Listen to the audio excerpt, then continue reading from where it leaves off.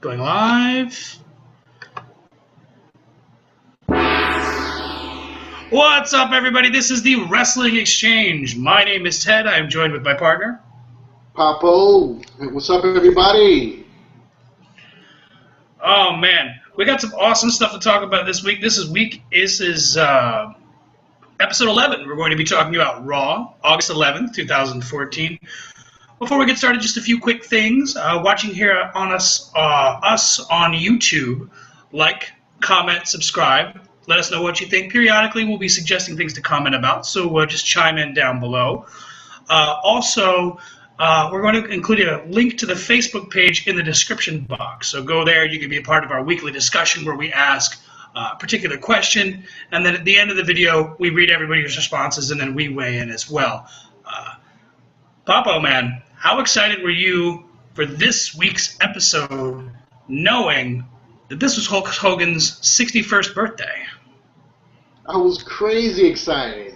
The Hulkster, the immortal Hulk Hogan, having a birthday bash. And let me tell you, there was so much going on. I was just so excited. They had presents on the ramp, and I was definitely excited. Oh, you know what I'm saying? You know what I'm saying? Oh yeah, man, totally. I got you. Get up. Oh yeah. All right, so just let's get this ball rolling, ladies and gentlemen. This is our review, and first thing, this is the Go Home edition of Raw. For those of you who don't know, Go Home really just means it's the last Raw before the pay-per-view. Obviously, this Sunday is going to be SummerSlam, something that Papo and I are really looking forward to. And also, near the end of the video, after we get through our Raw review, we're going to be going through the scheduled matches. Some of them, of course, will be added last minute, a pre-show and things like that. But the scheduled matches, those are the ones that we'll be talking about. And basically weighing in on what we think the outcome will be. And then what's fun is, come Sunday, if you have the network, which you can get for $9.99. Yeah, man, they've been plugging that the past 2 weeks on Raw, and it's just shameless plugging it, and I love it. But you'll be able to see how well we fared in our predictions. So that being said, this week's episode, or this week's Raw, rather, starts off with a promo by Paul Heyman and Brock Lesnar. Did you enjoy this much, just this promo, as much as I think you did? I did enjoy the promo. I even enjoyed Brock Lesnar's shirt the most. Tell me that wasn't an awesome shirt. Oh, man. I think every time he faces someone else, they should just do that. For those of you who don't know or didn't get a chance to watch, and again, I mean, this is something that we do every week for you. I know a lot of people don't have the opportunity to watch or have the time between work, school, kids, yada, yada, yada. We do, so you can always tune in and know exactly what's going on each week's Raw. Brock Lesnar had a shirt that said, eat, sleep, conquer, and then where it usually says repeat, there was like a little banner over top of that that says John Cena. And just amazing. I loved it. We had a lot of rhyming out of Paul Heyman. It's kind of weird, right? Because he directly referenced the previous incarnation of John Cena, the Doctor of Thugonomics, and then proceeded to basically steal his gimmick and then rhyme for about a minute and a half in pretty damn good fashion, if I might say so myself. Yeah, that was definitely on par. I mean, we should put him in the new Beastie Boys. Yeah, man. And I don't even know who wrote it, because when they do those things, right, that's kind of funny to me, because I always wonder if the talent themselves writes it. Like, specifically in Paul Heyman, I wonder if that was him that did it, and then more importantly, how the hell he remembered all of that to just kind of spout it off as if it was just coming off the top of his head. Very, very fun stuff. And, yeah, I mean, that was kind of that, right? I mean, he basically just said that John Cena is going to get destroyed at SummerSlam. Brock Lesnar is going to make him his bitch. He's going to take his title, and there ain't a damn thing he can do about it. And then they're going to go have some dinner, and then, I don't know, do whatever people do when they threaten John Cena and go have dinner. And tip the waitress. Ah!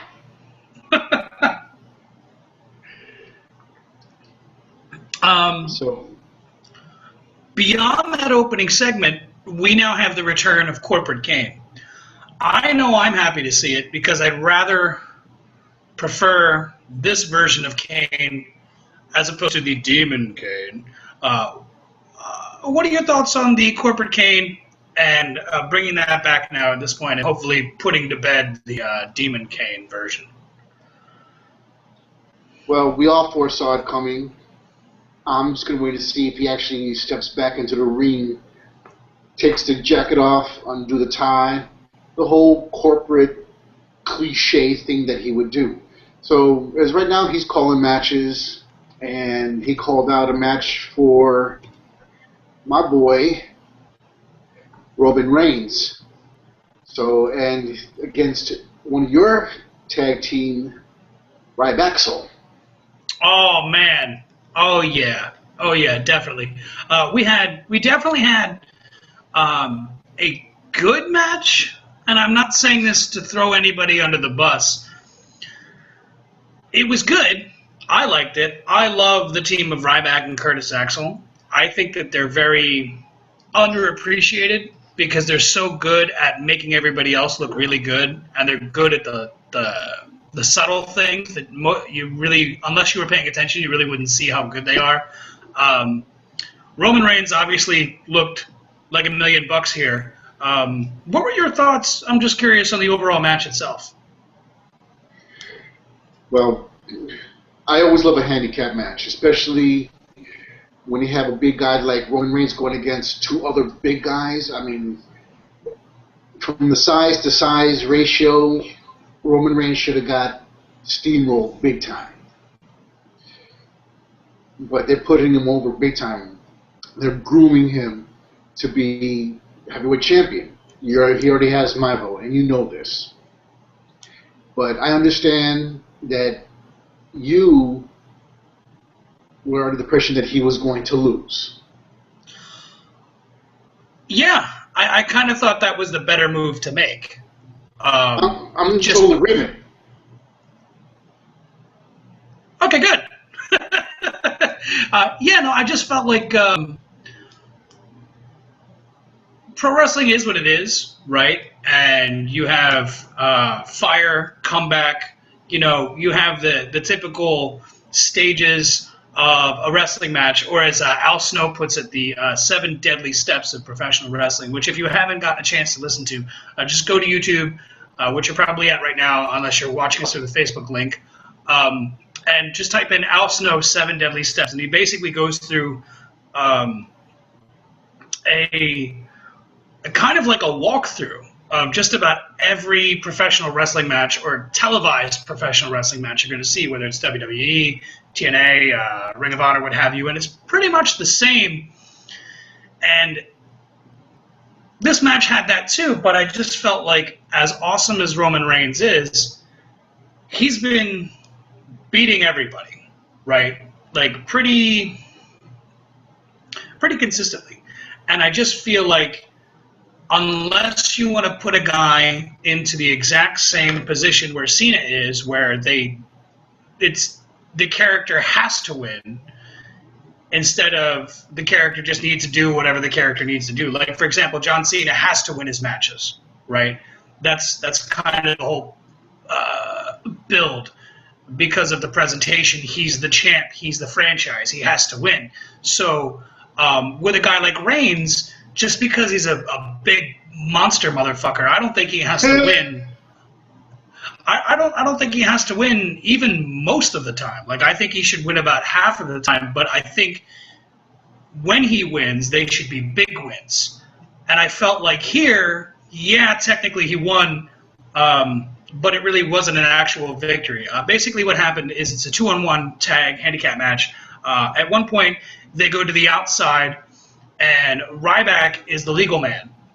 And what happens is that Curtis Axel keeps putting his hands on Reigns, and the referee kept saying, hey, get your hands off him, you're not the legal man. And Curtis Axel looks like I'm like, well, I'm a boss, I can do whatever I want, does it again, and the ref immediately disqualifies him, which is really good officiating. I really, really like that because it adds to the, I don't want to say realism, because it's sports entertainment and all that jazz, but when you have bad refereeing, it can take you out of the match. You know, like, hey, get him out of the corner, 1, 2, 3, 4, and then grab the guy and pull him away. No, fuck it. If you warned him once, you started the count. If he gets to 5, count him out, disqualify him. So I really like this referee's officiating here. I thought it was superb. So yeah, Reigns wins via DQ, and then to kind of satiate us, even though he lost technically because he got his ass beat in the very end by cheating, he still won because after the match, double Superman punch, double spear, and everybody goes home happy. Yay! Did you have any thoughts on that? Well, it gave a sense of flair to this match. I mean, even though it was a DQ, Reigns still came out on top. So the good guy wins. The bad guys go to Denny's and tip the waitress. Please tip the waitress. Go on to the next segment. Definitely. All right, so our next segment is... Actually, if I'm not mistaken, it was actually a little backstage tiff between Randy Orton and Kane, which really isn't worth mentioning. So, moving right along here... Or no, excuse me. No, I'm wrong. We had a post-match interview in the ring with Renee Young. I love Renee Young. Do you love Renee Young? She's a cutie pie. Cutie pie. So cute. So cute. And it's funny because when she does these interviews, she is really, really good. But I don't think it really comes across on the main televised shows. It comes across on NXT because she has more time. But here, it doesn't really come across because she answers a question and the guy automatically takes the microphone and then just kind of makes her position as the interviewer useless. Not like back in the day, for example, when you would have Mean Gene, who would come in the ring and he'd hold the mic and they would have a back and forth. Here, she's just there to kind of introduce the question and then the other individual takes over. Basically, Roman Reigns said that previous week, while Randy Orton was putting the boots to him, told him, "You're stealing from me, you stole from me." And he said, "I didn't steal anything from you, but I'm going to take everything you got at SummerSlam." And it was fun. It was cool. There was a weird thing that happened where he said, "What's a viper without fangs?" Without fangs, right? And he says it's a worm, and I'm going to knock his fangs down his throat. And then he's had this really weird "believe that," and I love Roman Reigns. I just think that bit wasn't planned, and I think that if he is going to go out there and know what he's going to say, he should very much embody that strong, this is cliche, but strong silent type, man of few words. I'm going to go out there, I'm going to kick his ass, and then just kind of leave it at that, because I don't think talking is necessarily his strong point. Not bad at it, it's just not his thing. I concur. Concurring. So, yeah, that was pretty much that. And then we had, I couldn't tell you how many times we've seen Rob Van Dam versus Seth Rollins. I don't get sick of watching these two guys wrestle. It's not like Dolph Ziggler versus Alberto Del Rio, but where we've seen that 100 bajillion fucking times. But these two guys, they have something, right? They have some sort of magic, some sort of chemistry, because every time they get in the ring, it's just fun. Yeah, they definitely put on a clinic every time they get into the ring. And let me tell you, even though Van Dam lost that match, the way he sells that curb stomp is disgusting. I mean, every time he gets curb stomped, it looks like he's dead. For real, man. I mean, I had to rewind it and watch it again.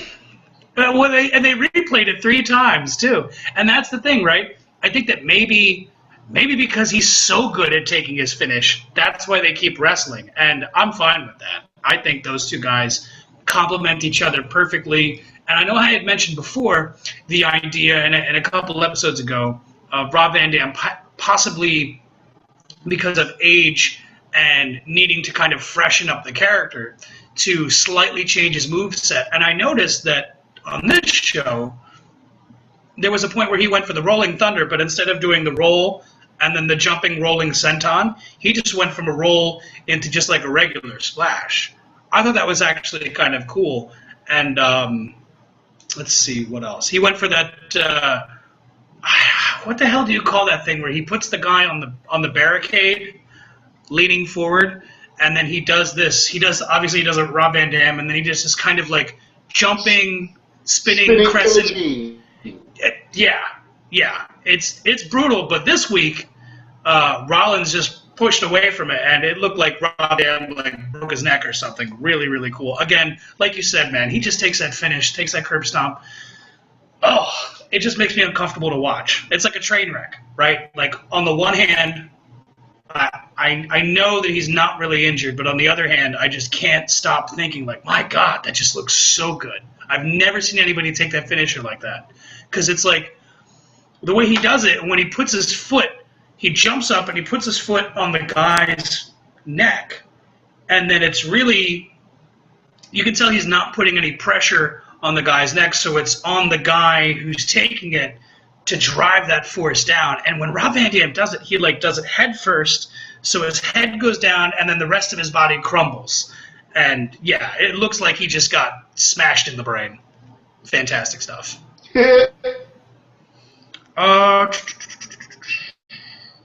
Anything else you wanted to add to that RVD Seth Rollins match?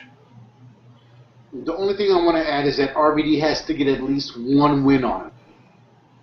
They've been wrestled so many damn times. RVD needs to get at least one win on Rollins just to save face. Because he is a veteran and he is hardcore. And is right now, with Rollins being Rollins and just holding on to that briefcase, I mean, right now we know Van Dam is not going to go for the run as of yet for heavyweight gold. Or any other gold at that. But it would be nice for him to hold at least one win over Rollins while he still holds that briefcase. Yeah, no, I'm with you on that, right? Because, like, oh, hold on, let me put my fantasy booker hat on. Shazam! Dun, Is it on? Dun. Not yet. Come on, hat. There we go. My fantasy booker hat. I've been talking about this for weeks. Now I have one. Yeah, like I feel like Rob Van Dam is here to put guys over, and that's totally awesome. But you don't always have to lose to put somebody over, right? I mean, let's put it this way, right? Up until this past year, for the past, let's say, last 10 WrestleManias, Undertaker's been putting guys over like a motherfucker in his match at WrestleMania, but he didn't lose. You can do that without losing, and I think that that's something that they should explore with Rob Van Dam, and maybe it's just because he took that finish the first time so well, but I'm going to take this hat off. I think it's causing some lag. Get off my hat. Yeah, man, I think he should have a win, right? Because otherwise it's why are we watching these two guys from a spectator point of view? Why would we watch these two guys wrestle each other over and over again if we know for sure the outcome is going to be the same each and every time? Like maybe he could have got that win, and then instead of having him wrestle, because last week he was supposed to wrestle Rob Van Dam, and I think that's where they would have done it, except for some odd reason they gave it to Heath Slater. I don't know what the deal is with that. If Rob was injured or whatnot, because they brought Rob out and they were like, no, Heath Slater. But yeah, man, that's what I think about that. So, as good as that match was, I forgot the best part was at the end of the match. How fun was that? Very entertaining. As Rollins was going up the ramp, he became suspicious of Hulk Hogan's presence. They were at the top of the ramp, on top of the stage. So he goes over there and starts to investigate. And as he's walking away from the largest present on stage, tell him who comes out, Mikey. Tell him who comes out. Oh, man. Dean Ambrose just pops out and just beats the shit out of him. right? And this was awesome because on the one hand, it reminds me of an angle they did, and I must be on this weird WCW kick, or the guy whoever's in charge of booking must have been watching WCW recently, because they did an angle that was very, very similar, where they brought out someone to face Sting. This is back in I want to say early mid '90s, where they just had like a string of just big monsters for Sting to fight, and I want to say it was Paulie Dangerously, but I'm not sure who introduced the box. It might have been Rick Rude. And there was this box, and it was a present, and then Sting's like inspecting the box, and then like bam, out jumps Cactus Jack and beats the hell out of him. Here it was great, right? Because Rollins sold it like he was super paranoid, because we've seen in the past couple of weeks, I think it was 2 or 3 weeks ago, Rollins is leaving the parking lot, and Ambrose just jumps out of the trunk of his car. So they're kind of ramping up that paranoia, which makes it super entertaining because you're just waiting for Rollins to get Ambrose to get his hands on him. So he just like walks up to this box like, hey, something's odd. And at the start of the show, when I saw the packages, I didn't think anything of it. I'm like, oh, okay, big red and yellow boxes, whatever. But then when he's walking up the ramp, I'm like, how cool would it be if Ambrose was in the box, and then he walks up to it and he kind of tries to punk it out, tries to move a little bit. Kind of like, and then he realizes, like, okay, I'm just being paranoid. Nobody in the box. And then as soon as he turns around, Ambrose jumps him. I thought it was magic. I loved it. I loved every second of it. And if I'm not mistaken, he beat his ass into the crowd and then got on the mic and basically said, run, Seth, because this Sunday I got you in a lumberjack match. There's no one you can go. And what's the exact quote? He said, for just, and he's at $9.99 again, for just $9.99, I'm going to get more than my money is worth. That was fun, and how excited are you for the idea of bringing back a lumberjack match on the pay-per-view? Well, with the lumberjack match, when they were with the Shield, they made a lot of enemies. So right now, I don't see them going too far with the lumberjacks. As either one goes out, they're both going to get their butts kicked. So it's actually going to be a real lumberjack match, and we haven't seen a real good lumberjack match in quite some time now. Either they have it's like putting two heels in a lumberjack match surrounded by a bunch of good guys, a bunch of faces. That's what I foresee. Yeah, and I'm a sucker for a lumberjack match. I don't even remember which one it was, but I saw it as a kid for the first time, and in my mind, that was like the best wrestling match gimmick ever. Because you got, on two sides, you got the heels, and on the other two sides, you got baby faces, and of course, the heel always gets dumped into the babyface area, and they're kind of like being fair, nice guys about it, and they're like, hey, get back in the ring, guy, and then, of course, when the babyface gets dumped into the heel area, they just put the boots to him. I love it. I think it's great. Very, very excited. But, moving on. We had a segment with Stephanie McMahon and Daniel Bryan's trainer, Megan Miller, or excuse me, his physical therapist. A little bit of an announcement. Did you see the announcement they were making coming? Did you know that that's what they were going to do? I had a suspicion, but I mean, from what I'm seeing, it looks like it was all dramatically planned for the storyline and what's best for business. I love best for business. Basically what happened, for those of you who don't know, Stephanie comes out and she brings out this lady. Her name is Megan Miller. She says that she's Daniel Bryan's therapist and she has some bad news. And I'm thinking initially that, oh, they're going to play up that he's still injured, and because she did mention he just had another surgery, which was the second surgery. So I thought they were kind of playing up the idea that he's going to be out even longer. Nope. They're saying that Daniel Bryan's a philanderer. Philanderer. Yeah, that word. Yeah, that word. A philanderer. I'm going with it. Philanderer. He's being naughty. Hey, she said no, and he said yes, yes, yes. And they made her say yes, yes, yes. I joke about that. Daniel Bryan's one of his old shirts said "No, no, no, stop it." I forget who said it first, and I'm stealing it from them, but I just thought it was so funny. Somebody said that that's a Daniel Bryan rape shirt, just like "No, no, no, stop it." I love it. Too funny. Not that rape is funny, but it's funny. Moving on.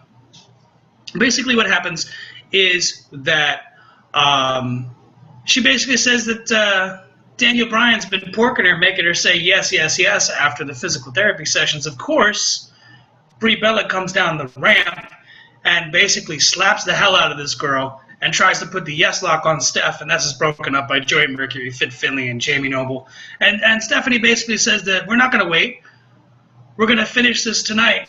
Does any of this angle remind you of the Beware of Dog in your house from either 95 or 96, where they did the angle where Shawn Michaels was supposedly hitting on the British Bulldog's wife? Oh, damn. Nice simile. Definitely. It definitely has that feel.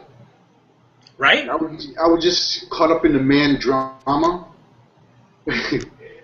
where Bree slaps this girl, and then I already knew that what's yet to come, we'll get there to that next segment. But it was a nice simile. I mean, I totally forgot about that. Way to go, Mikey. Right? Thumbs up. So, let's see, where were we?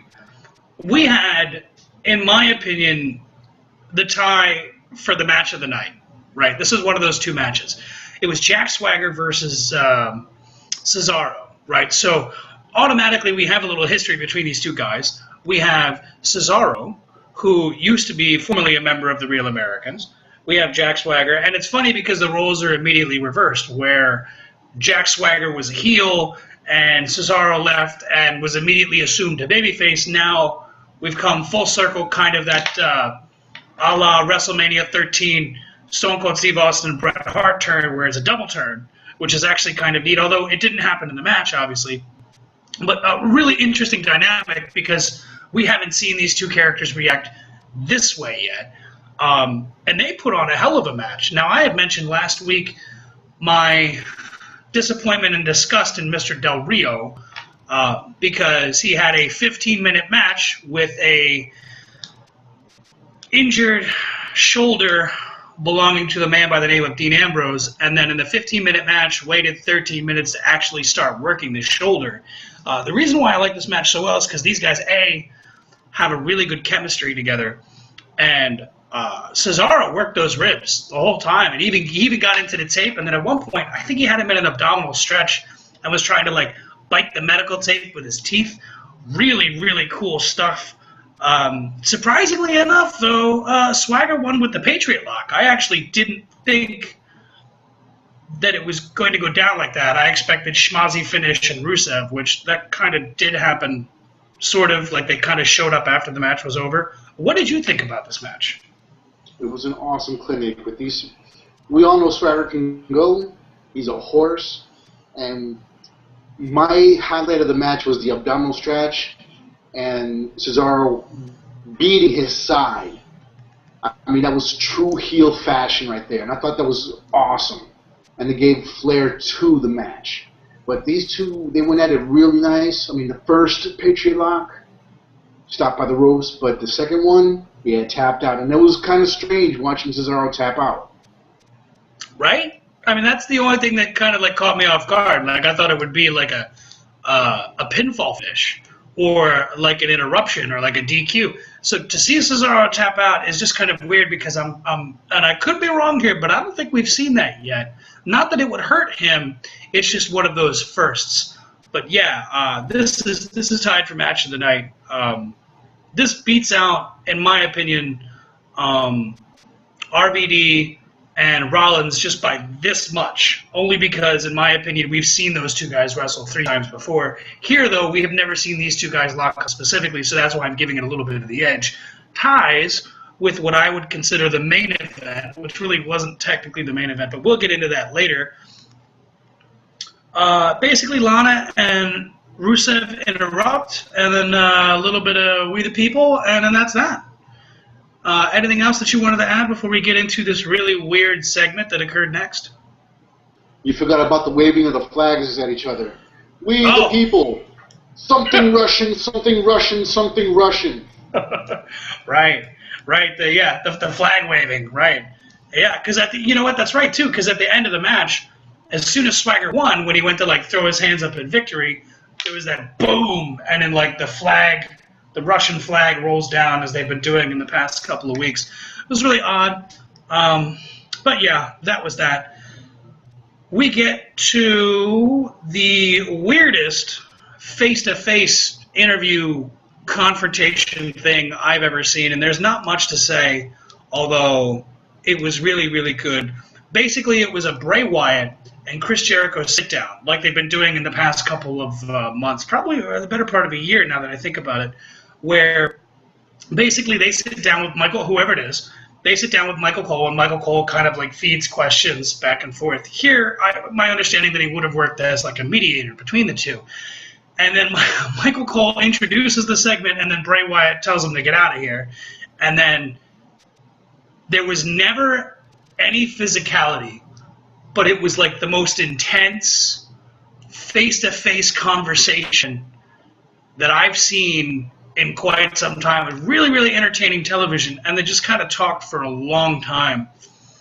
And there's not much to say about it except for the fact that, I don't know about you, but I kind of enjoyed that they were riding this thin line of tension and physicality, but never crossing over into the physical aspect. Oh, yeah. I mean, in the Reader's Digest version, I'm a nightmare. Everybody hates me. I hate everybody. I'm going to beat you. Jericho turns around and says, shut up. Reader's Digest version of the complete segment. Yeah. I mean, some of the words that Wyatt said were quite entertaining and quite disturbing. But then Jericho, I mean, straight to the point, I'm going to beat you and I'm going to shut you up. Which I thought was hilarious. Yeah, I loved it. There was one thing that Jericho said that caught my attention, and I'm curious because I know we're both big Jericho fans. He said something to the effect of, I don't know which version of Jericho you're going to get on Sunday, because we've seen many. We've seen the Lionheart. We've seen the Paragon of Virtue. We've seen Y2J, the Ayatollah of Rock and Roll. We've seen the heel Jericho, the face. So many different versions of the Jericho. So I thought it was kind of neat and kind of brings this level of not randomness, but God, what's the word I'm looking for? Like, we don't know what's going to happen, right? Like, very much, anything can happen. And I'm excited about it because I want to see. I want them to because the last match they had was killer, and these two guys are just going to have an awesome match. That's it about it for me for this segment. Did you have anything else to add? Not much. I mean, honestly, Wyatt's words were quite disturbing. He definitely got the Friday the 13th meets Halloween down in a New Orleans Bayou thing kicking for him really good. And Chris Jericho is just shut up. So that's all I got to say about that. Alrighty then. Moving on. This is depressing. We had AJ Lee versus Eva Marie. And I hate Eva Marie with every fiber of my being. I can't get away from this bitch. Okay? Yeah. So I started watching Total Divas. I'm completely hooked. I love it. Mostly because of how cool the one Uso comes across. The Bellas do. Obviously, Cena and Daniel Bryan. But the one Funkadactyl, Naomi, who I think in the show goes by her real name, Trinity, and she comes across as like the coolest bitch ever. I mean, she's like super nice, super friendly, just like an average person, and she's like super pretty and that booty, delicious. But so I see Eva Marie there. I can't stand her because she in last week's episode, or the last week's episode on the network, because I know it's been around for a while, she basically she's been talking about how all she's ever wanted to do was be a WWE performer, right? When you realize that she's not a wrestler, she's just a beautiful woman. And she's kind of she's kind of a throwback to an era where the divas we had weren't wrestlers. They were just beautiful women that could do like 2 or 3 things, and they weren't really good at all. And a lot of people like myself, even though they were beautiful, would turn me off, because if I want to watch beautiful women, I can go buy a nudie magazine and I can stare at that for days. But if I want to see wrestling, I want to see wrestling. So I can't get rid of her on Total Divas. Then, this past week, I watch NXT.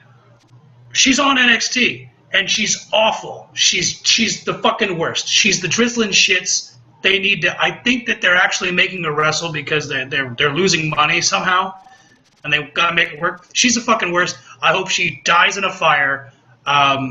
She's awful. Oh, and getting to my point, she's like, I want to be a WWE. I want to be a WWE diva. And in the episode of Total Divas, they're like, hey, do you want to be on a Maxim photo shoot? And she's like, my dream is to be in Maxim. And it's like, Maxim's been around less than 10 years, bitch. And not only that, but I thought your dream was to be a lady wrestler. So either way, she's terrible, and I can't fucking stand her. She looks like a tampon with arms and legs. Very, very beautiful, beautiful. And I don't know her personally, but she's fucking awful. Like, given everybody in the wrestling world that we see now can work, right? And when we see someone who can't work, it's glaringly obvious. And that's something that we could have gotten away with maybe a few years ago, not now, though, because everybody can go, right? Everybody can go. So she has this match with AJ Lee.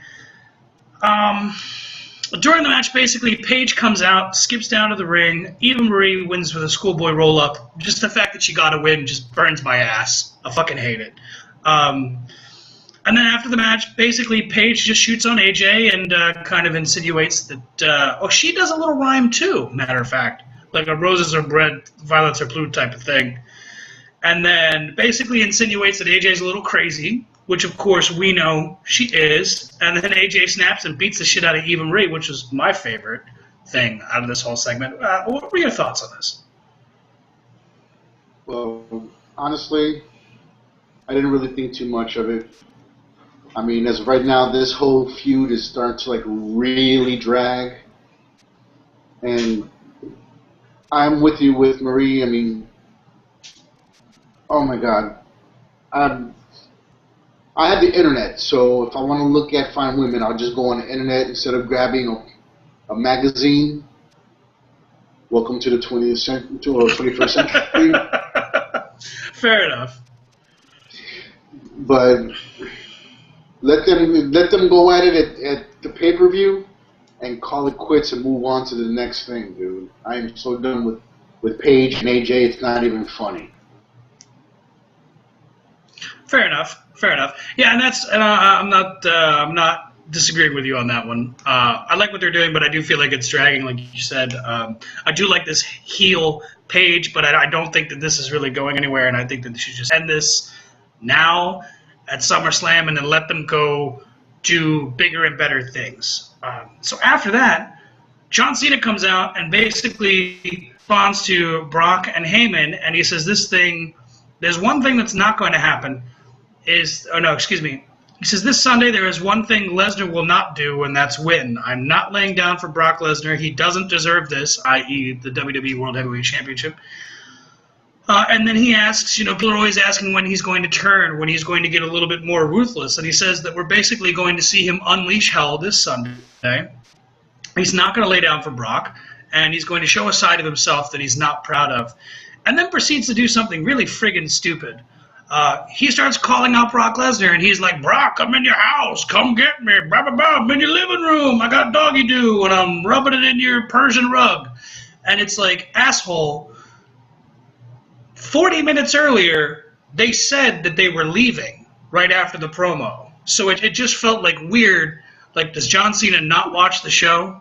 Did he not see them say, hey, we're coming, and then we're leaving?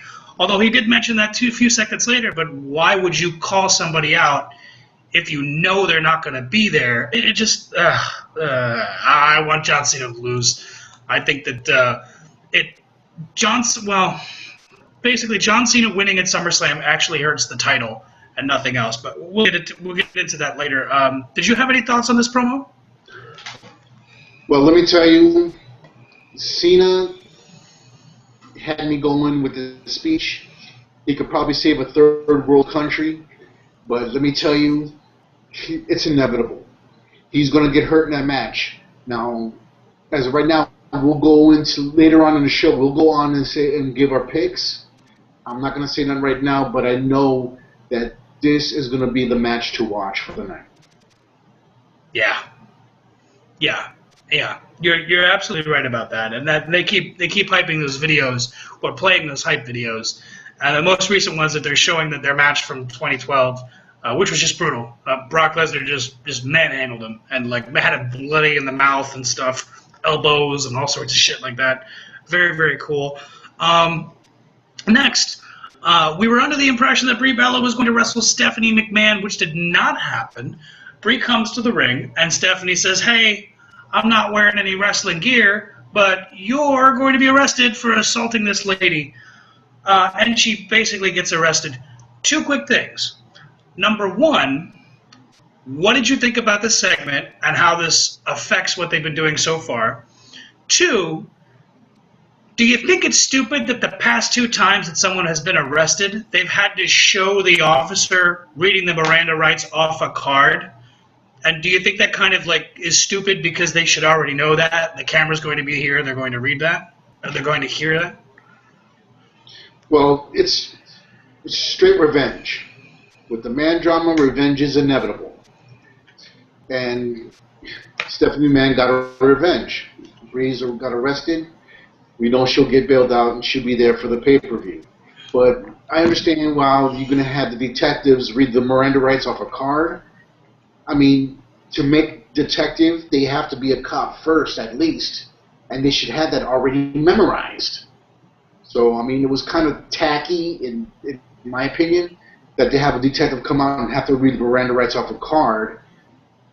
They should already have it memorized, point blank. Yeah. It just reeks of fake cop.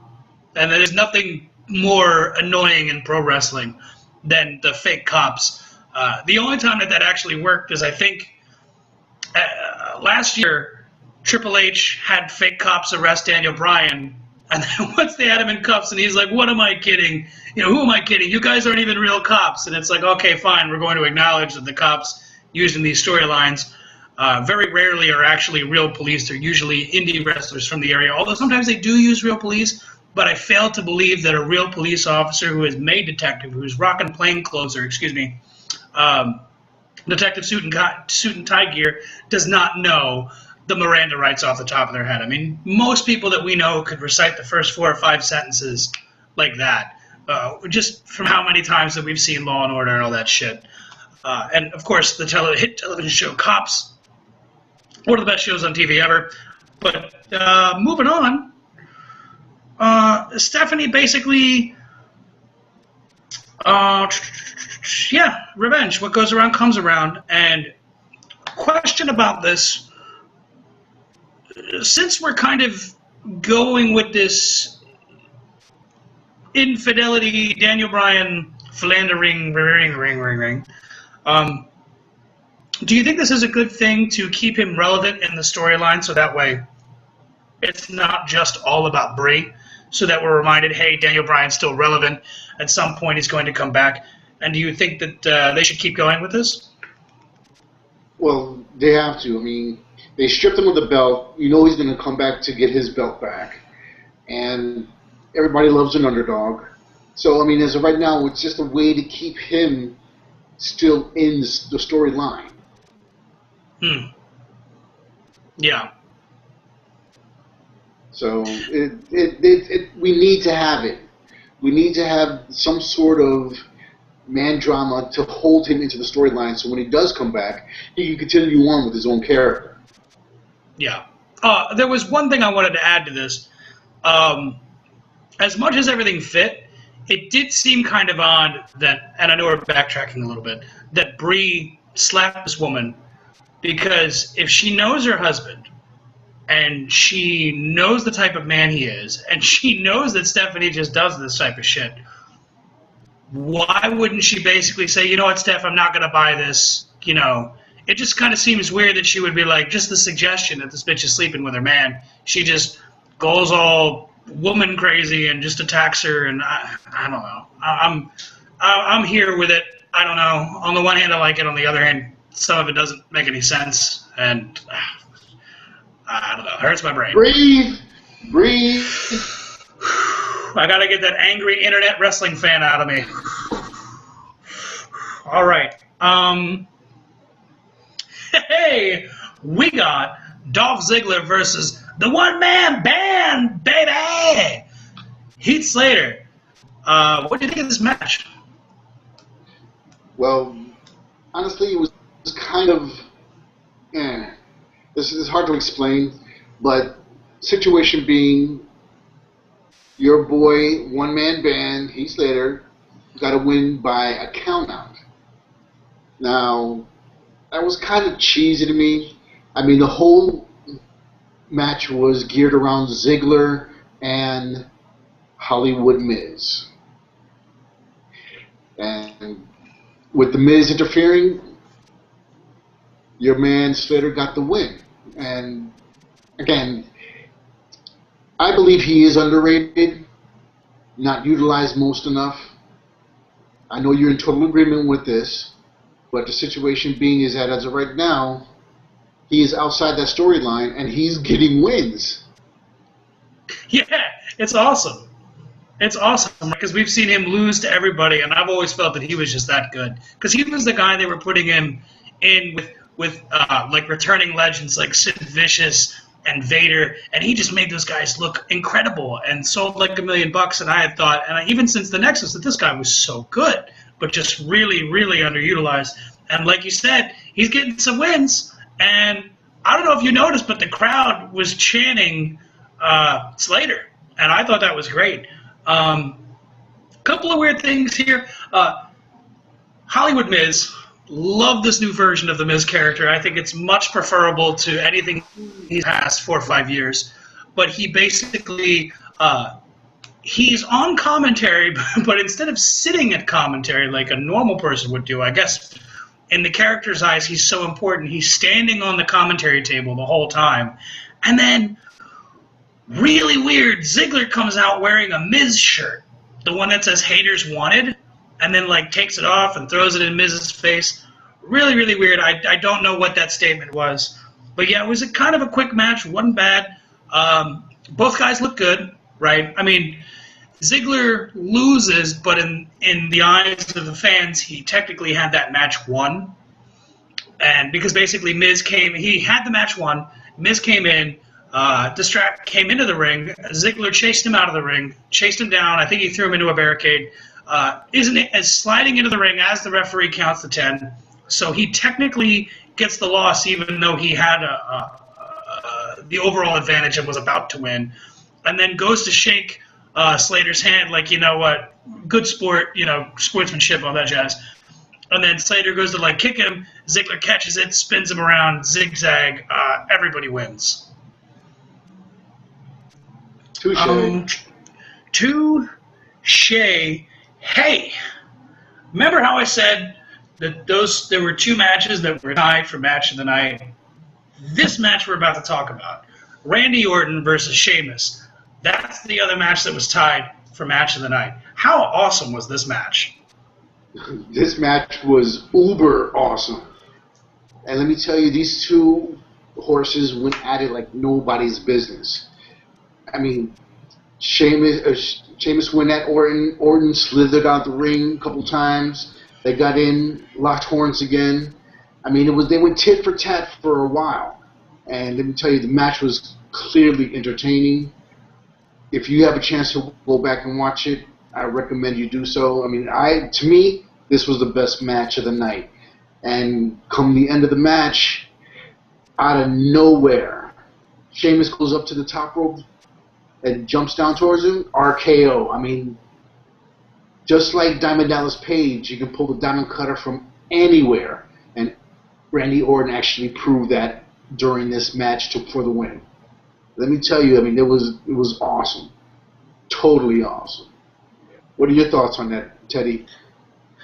No, I'm in complete agreement with you, right? I mean, these guys, it's a very smart match, right? In the sense that they both have that one move where it requires that the guy be on the apron, right? Randy for the Hangman DDT, Sheamus for the 10 beats of the dick beater. I don't know what it's called, the Baldwin, whatever the hell it is. Where he basically does this weird chest punching thing to the dude's chest. And there were a couple of spots that, because when those spots happen in the matches, I usually get annoyed because it's very telegraphed and we know it's coming and it's like, oh, here comes the obligatory guy in the rope spot. But here, they were very, very creative about it to where they went for the first, like Sheamus went for the first and Randy was like, no, hell no, you're not getting me with that. And then just the way they had gone for it multiple times before they were actually able to do it. And I think that should be done pretty much every match because it's such a move that if you know your opponent, you know they're going to go for that. But yeah, man, this is just a crazy match. Like, I love Randy Orton. I think he's the best wrestling heel they have now. And I think Sheamus is just a bad mofo. He's a beast. Right, he's in that category with Cena and Lesnar and Cesaro, where he's just freaky beastie, and kind of weird though because at this point it's not uncommon for Sheamus to go to the top, but you would think that people would learn, hey, if you're going to have a match with Randy Orton, don't ever jump at this motherfucker because he's just going to catch you. Like, seriously, it's every time, without fail. It's not that happens every time, but, like, every time someone goes to dive at him, it's either that or he catches him with that super sweet snap power slam. And it's just like, people, do you watch the show? Because he does this shit all the time. Do not dive at this guy. He will do that thing to you. So that was pretty much that. Orton wins with the RKO. Solid victory. John Cena versus Brock Lesnar. It's another SummerSlam hype video. It's a little bit different, not really much to talk about. And then we have the actual main event where it's the Hulk Hogan 61st birthday match. What do we think about this? This was awesome. Tribute to the immortal Hulk Hogan. Happy birthday, brother. From Ted and Papo Wrestling Exchange, happy birthday! Let me tell you, we had some names come out that Ted's going to go ahead and name them off in just a moment. And it was... I was a little late with that one. Touche. But let me tell you though, he is well-deserving, and he got the biggest pop of the night from the crowd. The wrestlers were on the stage paying homage to the immortal Hulk Hogan. Yo, Mikey, what names were out there to celebrate Hulk Hogan's birthday? Oh, man. We had them all. We had, in my opinion, if I had a Mount Rushmore of managers, this guy would be on him. The Mouth of the South, Jimmy Hart. We had Gene Okerlund, the Mean Gene brother. We had... let me set this up, right? So they're showing this video package that's basically covering all of Hulk Hogan's career, and I think they're playing a Rod Stewart song called Forever Young, except it sounds like it's sung by Bob Dylan, and it's kind of weird, but it fits what they're trying to encapsulate, and that is that Hulk Hogan, he's 61 years young, right? Not that we're ever actually going to see a match, but the fact that he is the immortal, he is the Hulkster. You know, unless you remember from Rocky III, he's Underlips. Yeah. But the only good movie he's ever been in. But yeah, man, and I'm a big Hulk Hogan fan. I'm a Hulkamaniac.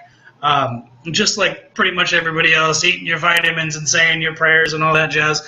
But we got some really cool people. So, of course, we got Jimmy Hart. We got Gene Okerlund. They show the video package. And then, woo, style it and profile it. Ric Flair, and I got to tell you, when I heard the woo, I literally got up off my couch. You could ask my wife, and I just started doing the strut around the apartment. And I was chopping elbows on the floor, and I was doing the whole, oh, man. Oh, I'm a huge Ric Flair fan. We had Mr. Wonderful, Paul Orndorff, in a Paul Orndorff Mr. Wonderful robe, which was super cool. We got the rowdy one, Hot Rod, Roddy Piper, Kevin Nash, Scott Hall. They're basically about to sing happy birthday to him. And who shows up? Brock Lesnar. Oh,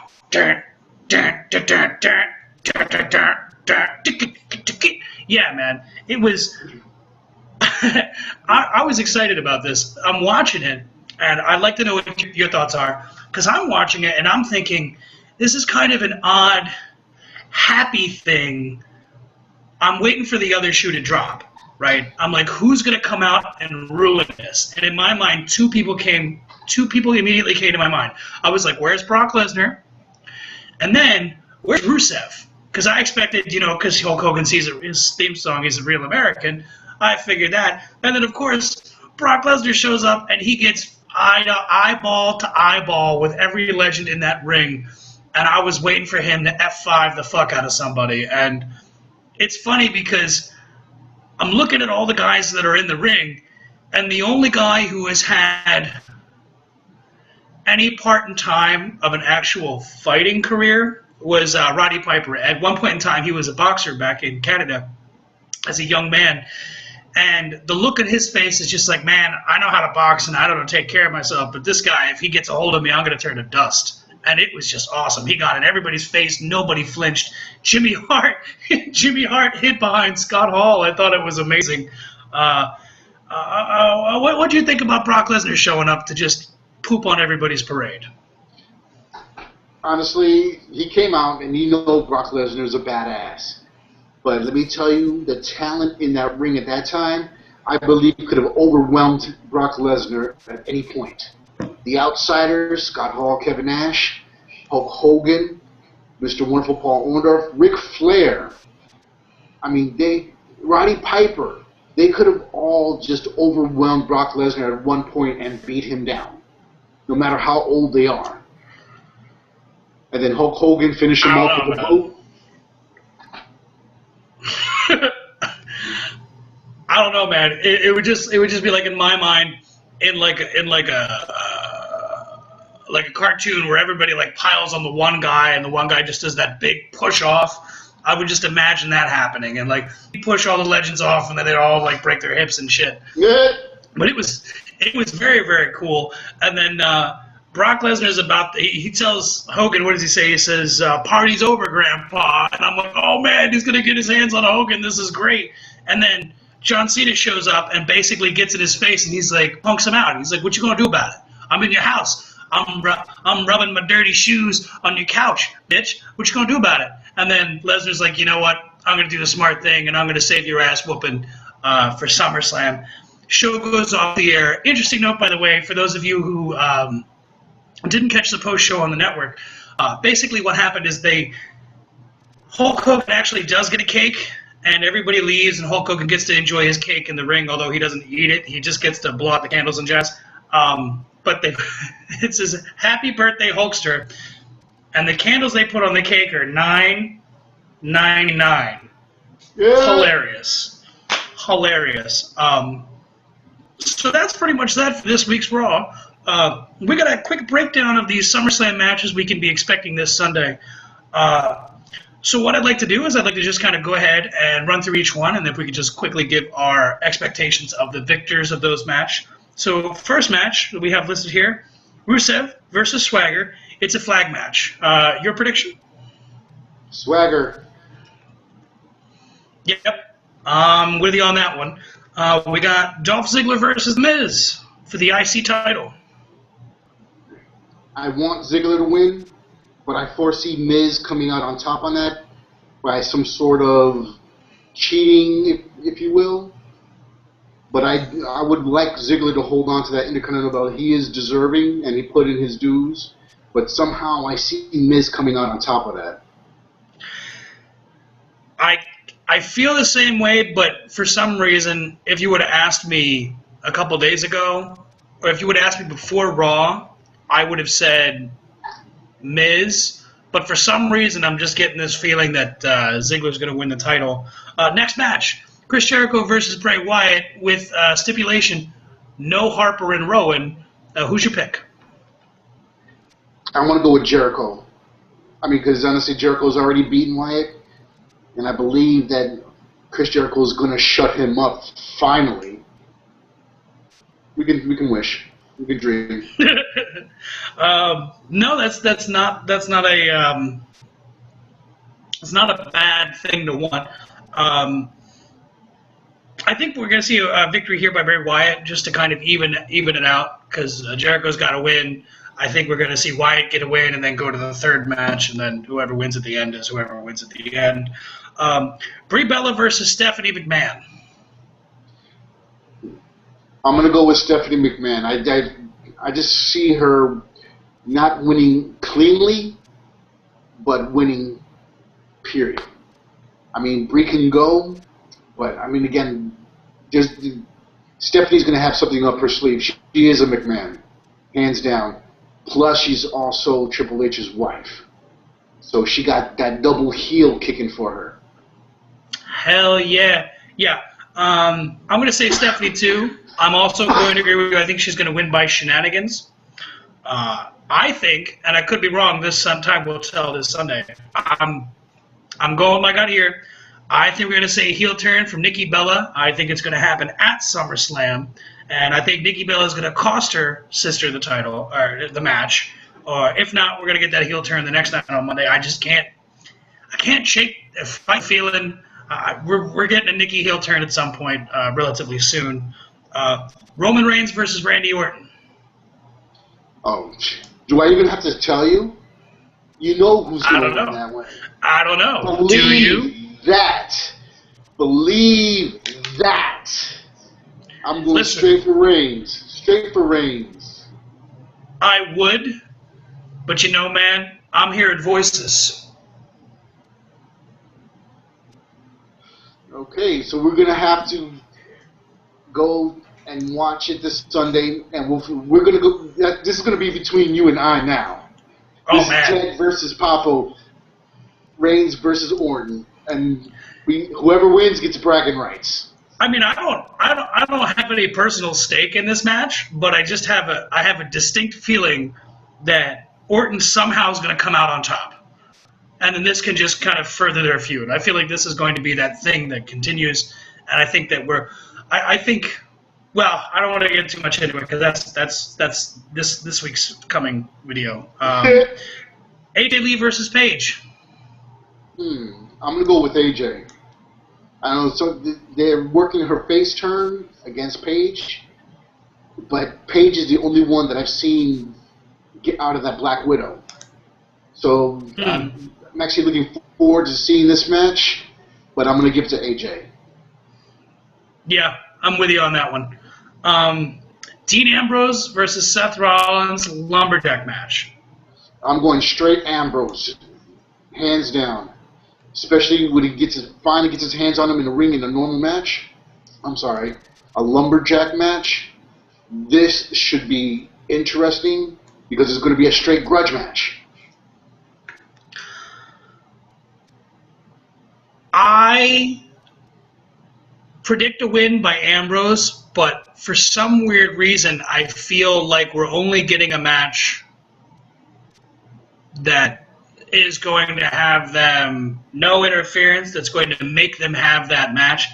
But I kind of feel like that we're not going to get a clean-cut victory, that some weird shit's going to happen, and that the lumberjack match isn't going to do, which is what it's designed to do, which is basically provide a clean finish. But I do definitely want Dean Ambrose to win. Last match, the biggest fight, not wrestling match, biggest fight of the summer. John Cena, the WWE World Heavyweight Champion, versus the Beast Incarnate, the one in 21-1, the Conqueror, Brock Lesnar. Who's your pick? Okay. in previous shows that we knew this match was going to be at the pay-per-view. And I predicted for Brock Lesnar. But let me tell you, after that speech at the beginning of Raw, John Cena had me convinced that he's going to lose to Brock Lesnar. And that's all I got to say about that.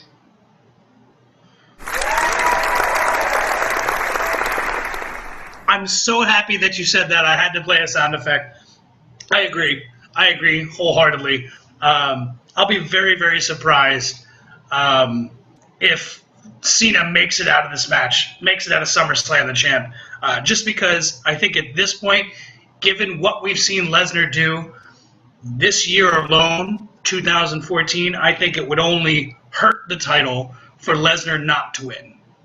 Because then if Lesnar beats John Cena, then John Cena is officially Superman. Excuse me. If John Cena wins, then not only is he Superman, but he's Superman plus Goku. He's just unstoppable, and we should just stop giving a fuck at that point. Because, yeah. But hey, ladies and gentlemen, we'd like to thank you very much for tuning in, and please comment down below. Let us know what you think about the matchup. We also have some shout-outs to give on our Facebook page question of the week. Okay. And this question of the week, I posted, what is your favorite wrestling theme music? We got a few comments. First one, I'd like to take a shout-out to Amy Nunez with I'm a Real American, Hulk Hogan's theme music. Always a favorite. We have Suzanne Gardner with the Funkasaurus, Somebody Better Call My Mama. Then we had Jersey Bourne, a.k.a. Brian, with the Generation X theme. We have Frankie Matei, awesome song. And then we have Frankie Matei with Randy Orton's theme song. And then also John Cena's theme song, Word Alive. Hey, question. Do you know if he was referring to the current Randy Orton theme song or of the was he referring to that one or the new one? The new one. Okay. I like the old one. I wish we'd bring it back, but yeah, keep going. Okay, and a shout out to Jonathan Nunez. His favorite song was The Showstopper, Shawn Michaels, HBK's theme music. And shout out to John Rambo Ramlochin with Seven Dust remake of The Walls of Jericho, which was awesome. Shout outs to everybody. Ted, what is your favorite wrestling theme music? Oh man, this was a tough one. I literally sat down and I had originally like 2 or 3, and I was basically going to flip a coin and then flip a coin again.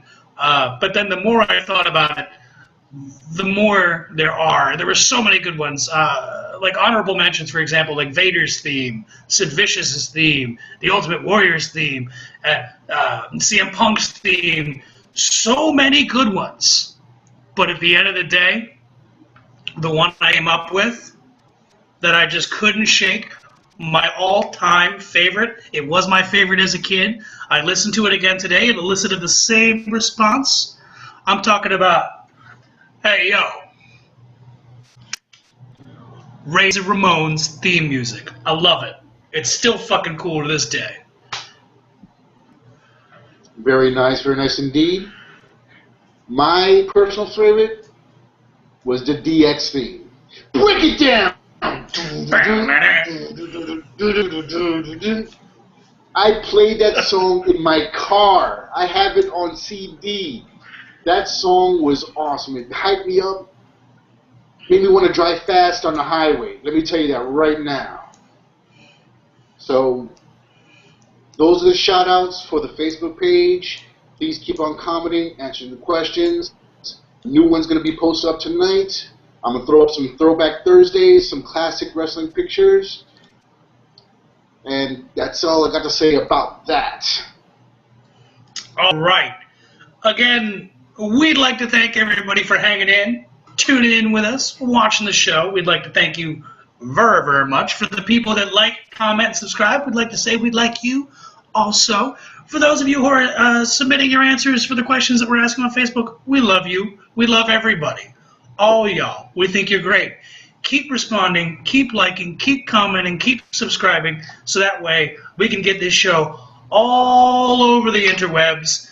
And, yeah, it'll be win-win for everybody. Ladies and gentlemen, my name is Ted. That is my partner, Papo. Thank you very, very much for tuning in with us for episode 11 of the Wrestling Exchange. You don't have to go home, but you can't stay here.